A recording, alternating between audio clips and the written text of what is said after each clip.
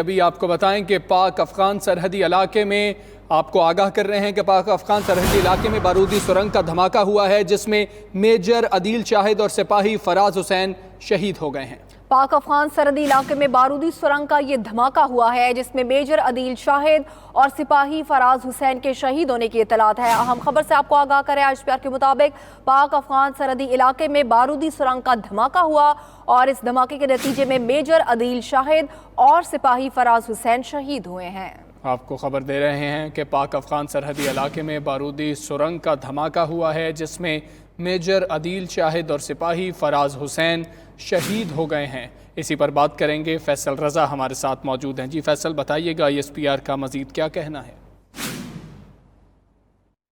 جی بالکل، اب سے کچھ دیر قبل DG ISPR کی جانب سے جو ٹویٹ جاری کیا گیا ہے اس کے مطابق جو ہے وہ پاک افغان سرحد پر ضلع مومند میں جو ہے وہ میجر عدیل شاہد اور سپاہی فراز حسین جو ہے وہ جامِ شہادت نوش کر گئے ہیں۔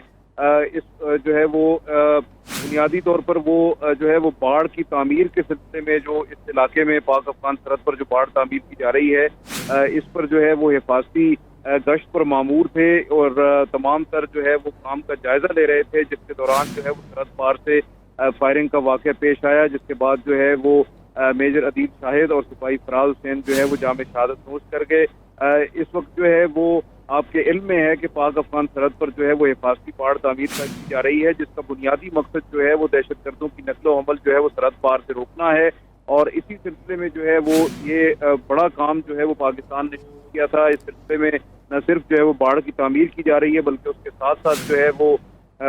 وہاں پہ قلعوں اور چوکیوں کی تعمیر بھی جاری ہے۔ بنیادی طور پر یہاں پہ دہشت گردوں نے سرحد پار سے جو ہے وہ دھماکہ خیز مواد بھی نصب کیا تھا۔ جی ٹھیک ہے، بارودی سرنگ کا دھماکہ ہوا ہے جس میں میجر عدیل شاہد اور سپاہی فراز حسین شہید ہوئے ہیں۔ فیصل، آپ کا بہت شکریہ۔